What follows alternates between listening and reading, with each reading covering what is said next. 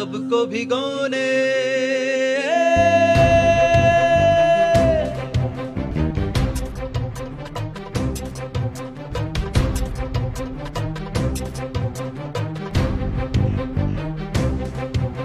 साधना क्या है? मन की मौत, मन की उपेक्षा करना।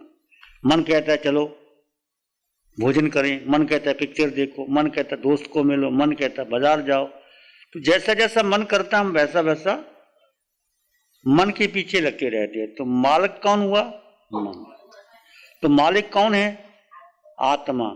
तो आत्मा को हमने गौण कर दिया, मालिक कौन बन गया? मन। जिस फैक्ट्री का मालिक मैनेजर बन जाए और मैनेजर मालिक बन जाए तो क्या फैक्ट्री का क्या हाल होगा?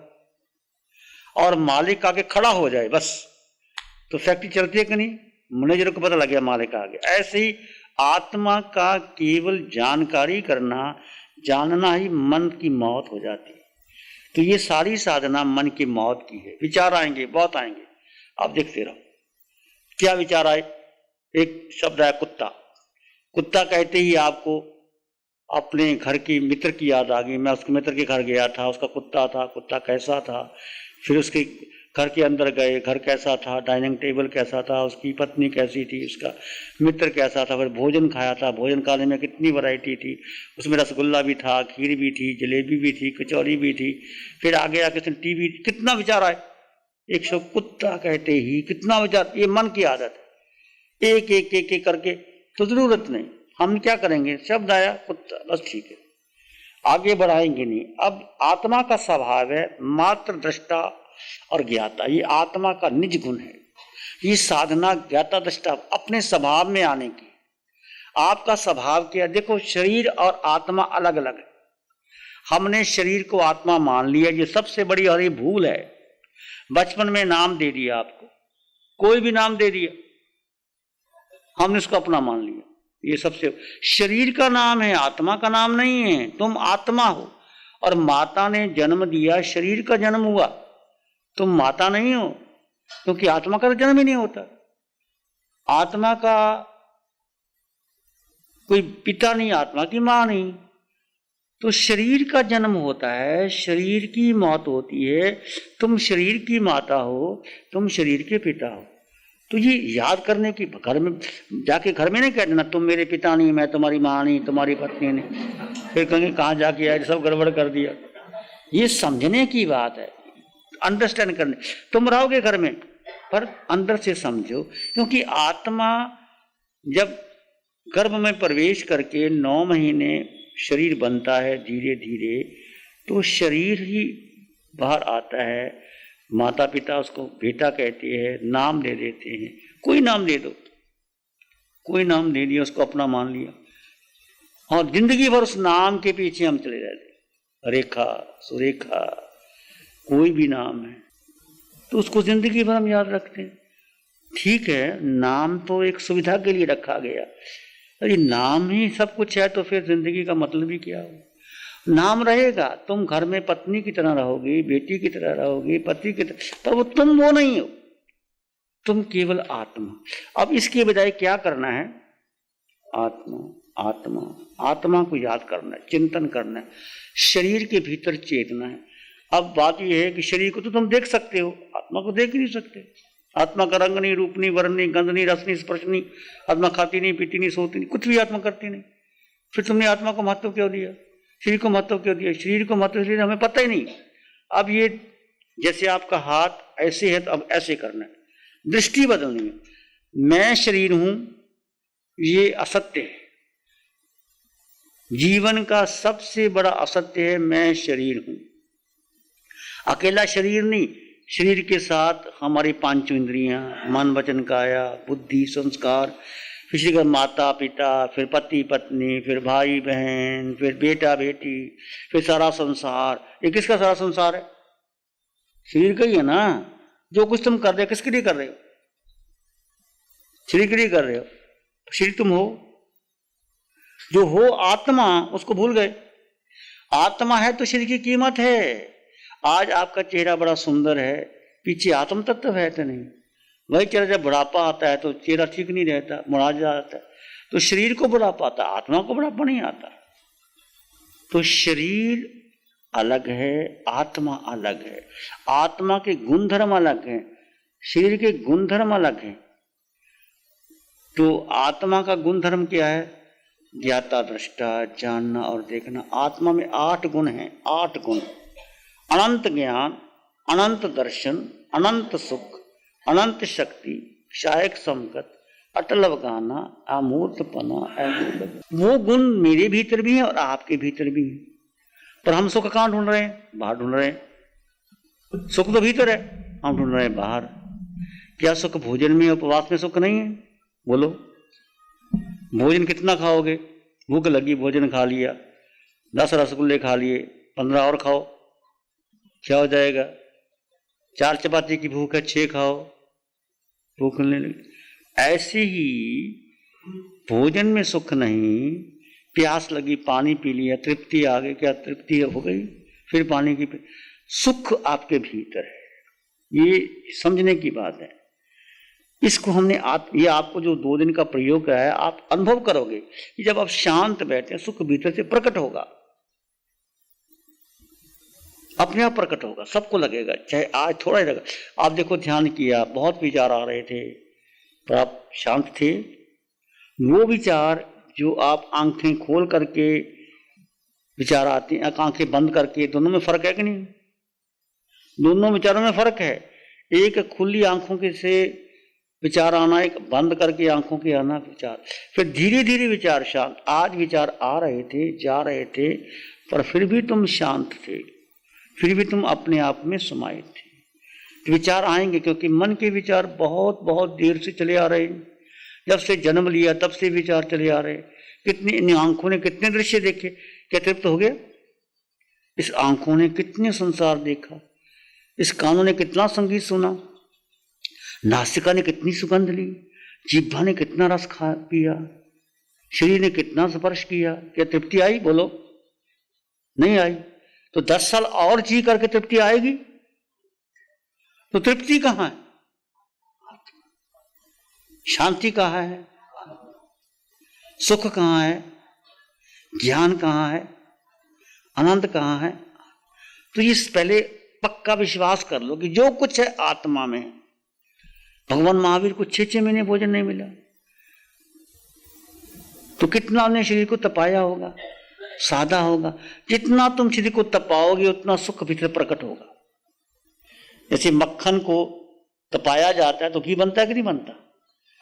तो तब एक बर्तन होता है, तपता है बर्तन, उसमें घी डालते हैं, मक्खन डालते हैं तो तपता है। ऐसे ही शरीर एक बर्तन है और आत्मा भीतर है। शरीर को तपाने पड़ेगा, मतलब एक आसन पे बैठना पड़ेगा, फिर आपको सर्दी गर्मी सहन करना पड़ेगा, ध्यान करेंगे, खुजली आएगी, घबराहट आएगी, मन बेचैन होगा, आप देखते रहोगे, धीरे धीरे मन शांत होगा। तो जितना आप शरीर पर नियंत्रण करोगे उतना आपकी आत्मा की साधना बढ़ेगी। आपने देखा सभी तीर्थंकर मंदिर में जाते हैं, ध्यान में खड़े हैं, या तो खुली आंखों से कौशक करते हैं, खड़े खड़े या बैठ करके। तो क्यों करते हैं, कितना करते? उन्हें शरीर को साधा। ऐसे तुम भी साधोगे। अभी 15 मिनट से शुरू करो कि 15 मिनट से मैं एक आसन में ठाणे नंग, मोने नंग, झाने नंग। तो 15 मिनट से शुरू करोगे तो आप 20 मिनट, 25 मिनट, आधा घंटा, घंटा आराम से बैठ जाओगे एक आसन में, और धीरे धीरे आपको तैयार हो जाओगे, आसन तैयार हो।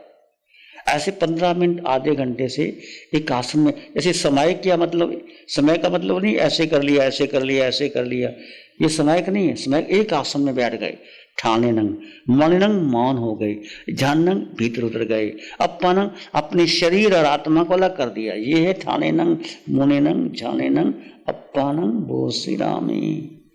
ये विधि शास्त्रों में लिखी हुई है, पर हम बोल दिया, कर लिया। तो ऐसा समझो। तो जब आप एक स्थान पर बैठने का प्रयास करोगे, मन सज जाएगा, शांति भीतर से आएगी, फिर कोई भी तुम्हारे पास नहीं होगा, तुम आनंद से भर जाओगे। महावीर के पास कौन था 12.5 वर्ष तक? क्या महावीर दुखी थे? क्या महावीर ने कभी शिकायत की कि मेरा कोई नाम ही नहीं लेता, मुझे कोई पूछता ही नहीं, मेरी कोई जय जयकार नहीं लेता, मुझे कोई बढ़िया भोजन नहीं मिलता, मुझे कोई ऐसा कमरा नहीं मिला महावीर को तो ध्यान करने के लिए, तुम्हें इतना बड़ा हाल मिल गया? महावीर के पास तो पहाड़ों में, कंदराओं में, और जहाँ लोग बैठे धक्का लगा के लोग गिरा देते थे, पर महावीर ने अपने आप को साधा, जाना। तो हम भी महावीर के शिष्य हैं, महावीर के श्रावक श्राविका साधु हैं, तो हम महावीर की साधना को आत्मसात करें। आज पंचम काल में वो साधना लुप्त हो गई है। जब हमने दीक्षा ली हमें भी साधना नहीं मिली, हम भी भटक रहे थे। फिर बहुत खोजा, पीएचडी की, शास्त्रों में खोजा, बहुत ज्ञान शिविर किए, उसके बाद अरिहंत परमात्मा की कृपा हुई, ये साधना मिली। तो आपको जो रियल साधना नहीं मिलती, तो हमारा मन है कि जहाँ भी जाओ लोगों को साधना का परिचय दो, साधना सिखाओ, फिर जिंदगी भर आप इसको घर में प्रयास करते रहना। आप समय करते हैं, माला कर ली, अनापूर्वी कर ली, लोग उसका पाठ कर लिया, वो ठीक है, वो गलत नहीं है, अच्छा है उसके पुण्य। पर समय का मतलब है अपने में स्थित होना, स्वयं का स्वयं में स्थित हो जाना, यही समय का, यही ध्यान है, यही महावीर की साधना है। कठिन है, आसान नहीं है, पर धीरे धीरे आप इसमें लगोगे तो आप शांत हो जाओ। केवल ध्यान करो, जो आपको बताया है। ध्यान में मन नहीं लगता तो श्वास का सहारा ले लिया, सोहम का ले लिया, आत्मा गुणों का चिंतन करते रहे, आपको सीढ़ी देंगे, उसका चिंतन करते रहे तो मन लग जाएगा धीरे धीरे। मन ना भी लगे तो मन तुम्हारा है ही नहीं, मन मेरा है ही नहीं, मन को लगाना ही नहीं। मन की परवाह ही मत कर। तुम्हारे घर में कोई मेहमान आए, रोज आता रहे, तुम देखो ही ना, तो मेहमान कब आता है? 2 बार आएगा, 10 बार आएगा, फिर अपने चला जाएगा। तुम रिस्पॉन्स ही ना दो। ऐसे मन को रिस्पॉन्स ही नहीं करना किसी का, मन को रिस्पॉन्स ही नहीं देना, मन है ही नहीं। हम मन को रिस्पॉन्स, जैसे तुम ध्यान करने बैठे, मन कर उठो ना, क्या करना है, चलो पिक्चर देखने चलते हैं, तो तुमने मन की सुन ली, फिर नहीं मैं ध्यान ही करूंगा, मैं कहीं नहीं जाना। इस तरह से संकल्प करो। मन, बुद्धि, संस्कार, धारणा, परंपरा, विचार अलग है, आत्मा केवल दृष्टा भाव, केवल ज्ञाता भाव। धीरे धीरे आपका दृष्टा बढ़ेगा, मन का संकल्प विकल्प कम होगा, धीरे धीरे होगा। पर practice makes a man perfect. Practice आपको करनी होगी, और श्रद्धा, अटूट श्रद्धा कि मैं आत्मा हूं, मैं पुरुष नहीं, स्त्री नहीं, पत्नी नहीं, बेटा नहीं, ये संयोग है, संयोग है। सारा संसार व्यवस्थित शक्ति से चल रहा है। तुम जैन घर में पैदा हो गए तो जैन बन गए, हिंदू में पैदा होते हिंदू चले जाते, सिख में पैदा होता गुरु ग्रंथ साहब को मानने लग जाते। ये सारा संयोग है। तुम्हारा कोई पुण्य था, तुम्हें धर्म मिला, महावीर का धर्म मिला, महावीर की आत्मदृष्टि मिली, इसको यूं गंवाना मत। ये धन, पद, प्रतिष्ठा, पत्नी, बच्चे बहुत बार मिल गए, ये फैक्ट्रियां बहुत बार लग गई, ये हीरे जवाहरात, अब तुम देवलोक में जाके आए, मोटे मोटे हीरे तुम्हारे पास थे तो कुछ भी नहीं जो तुम्हारे पास अभी है। आत्म हीरा सबसे बढ़िया, उसको ग्रहण करो। प्यारी गुरुवाणी है, बड़ी ही सुहानी। सबसे पहले मैं सच बोलूँ तो आपको मैंने आर्यन चैनल पे देखा था हमारे साथ, जब आपका व्याख्यान चलता था तो आप ध्यान के बारे में ही बोलते थे, जितना भी आपका व्याख्यान टोटल ध्यान पे ही था। उसके बाद मैंने सोचा कि एक बार तो कुछ भी हो जाए, ये ध्यान के बारे में मेरे को कुछ सीखना है। फिर मैं सूरत दर्शन करने आई महाराज साहब आपके, तो महाराज साहब पता नहीं मेरी पुण्यवानी होगी, इसलिए मेरे को 4 दिन का उसमें योग मिल गया। उस टाइम पे जो आलोचना हुई थी महाराज साहब, मैं बता नहीं सकती हूँ। अभी भी मेरा दिल अभी भी रो ही रहा है, जो आलोचना अभी भी, मतलब मेरा सब कुछ रिवाइज हुआ है। प्यारी गुरुवाणी है, बड़ी ही सुहानी है। आंखें बंद कर लें। मन वचन काया शांत, शरीर शांत, विचार शांत, सृष्टि शांत, वातावरण शांत, हर दिशा, हर किनारा शांत शांत शांत।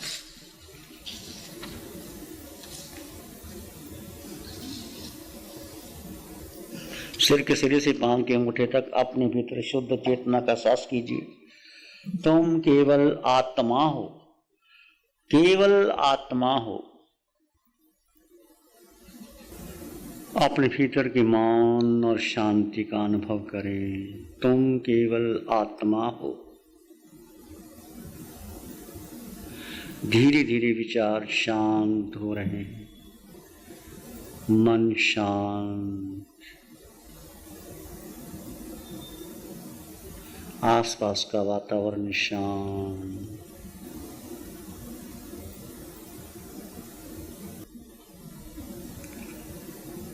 मैं आत्मा हूँ, मैं ही सत्य हूँ, शाश्वत सत्य हूँ, त्रिकाल सत्य हूँ, तीनों लोकों में मेरा अस्तित्व है।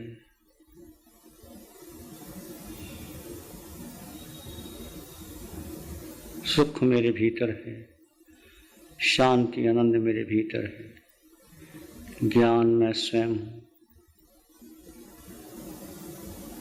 इसी में एक लंबा गहरा श्वास लें, अरिहंत परमात्मा के चरणों में अनंत कृतज्ञता ज्ञापित करें।